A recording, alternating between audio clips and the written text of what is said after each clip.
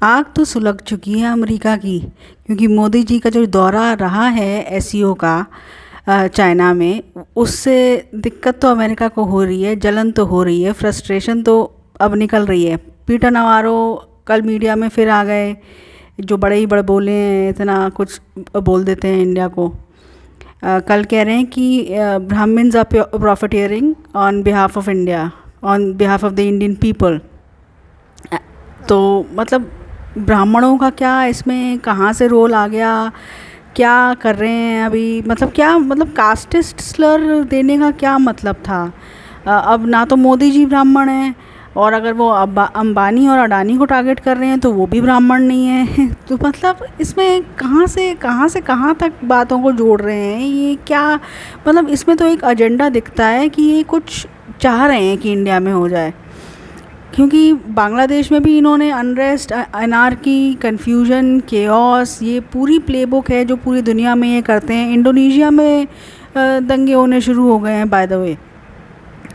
और ये south Korea के प्राइम मिनिस्टर को भी ये धमका चुके हैं कि भाई रेवोल्यूशन हो जाएगी साउथ कोरिया में, और कि भाई वो साउथ कोरिया के प्राइम मिनिस्टर थोड़े दबाव में आ जाएं, उनकी बातें सुने और पैसे उनसे ऐंठ सके।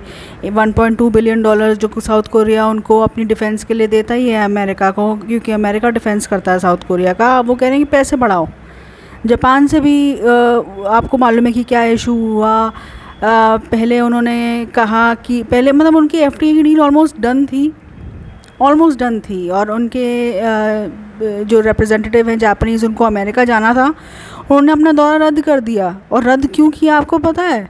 कि अमेरिका ने जो डील पे जो डील डन हुई थी, जो डील पे अग्रीमेंट हो चुका था, दोनों कंट्री से कंसेंसस था, उसमें एक लाइन और जोड़ दी कि अमेरिका से ही जापान अपना सारा चावल ख़रीदेगा।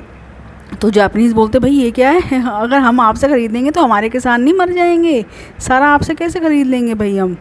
अब इन्होंने ग्रीनलैंड में CIA के एजेंट भेज दिए हैं। डेनमार्क भी परेशान हो गया है कि ये क्या कर रहे हैं, उसके इनके एम्बेसडर को कॉल कर लिया डेनमार्क ने US के।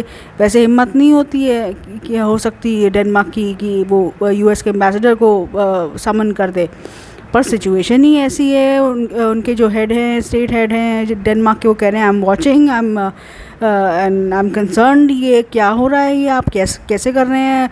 अमेरिका उसको टाल रहा है कि नहीं कुछ नहीं हो रहा है, लेकिन उनका एजेंडा सबको पता है, सबको दिख रहा है, और ये सही नहीं हो रहा है, और ये इंडिया में भी कुछ चाह रहे हैं कि कुछ गलत हो जाए।